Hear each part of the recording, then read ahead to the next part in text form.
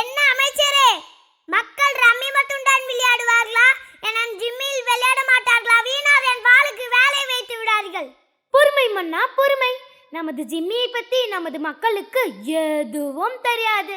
நமது ஜிம்மியை பற்றி நமது அறிவாளி மக்களுக்கு எடுத்து சொன்னால் அதையும் ஆர்வமுடன் விளையாடுவார்கள்.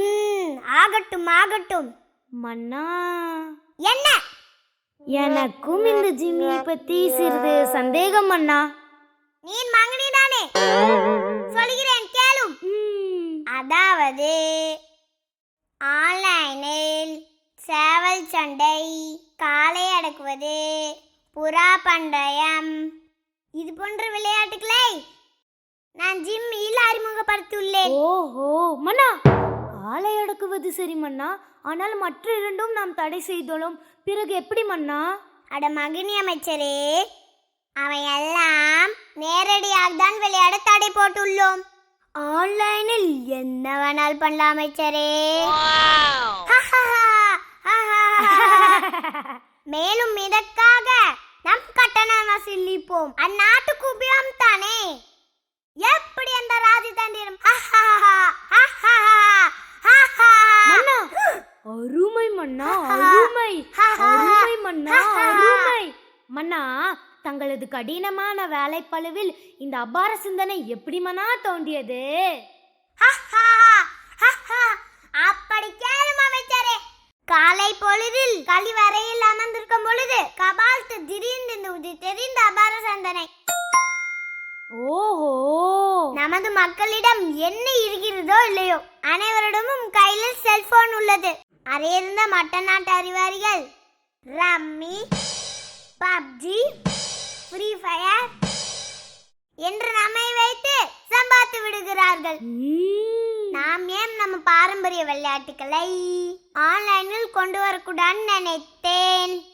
பிற்காலத்தில் வரும் தமிழர்கள் ஆன்லைனில் இந்த விளையாட்டுகளை பார்த்தால் கலந்து போய்விடுவார்கள்.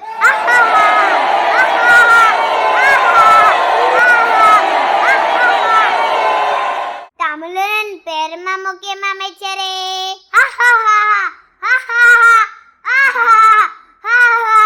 இதற்காக நாடக நடிகர்கள் வைத்து விளம்பரமும் செய்துள்ளேன். எப்படி அந்த ராஜதந்திரம்? இதற்கு யாரு மன்னா நடிக்க வருவார்கள்? என்ன அமைச்சரே, சிறு குழந்தையை போல் பேசுகிறாள். ரம்மி விளையாண்டு தற்கொலை செய்து கொண்டு தெரிந்தும் எவன் செத்தான் எனக்கு என்று. நமக்கு பணம் வந்தால் போதும், இந்த நடிகர்கள் நமக்கும் கடிக்காமங்களா போய் விடுவார்கள். ஆமாம் மன்னா, ஆமாம், கிடைப்பார்கள் கிடைப்பார்கள். புரியறதா?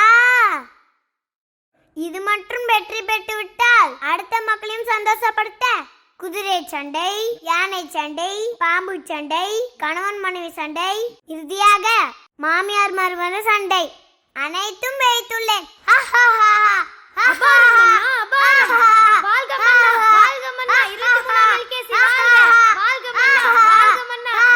வாரும் போவோம். மன்னா, பாதாள கிணறு மன்னா. ஐயோ, பாதை இல்லை மன்னா, இது வந்த பாதை. வந்த பாதையை மறந்துட்டாரு சொக்கநாதா.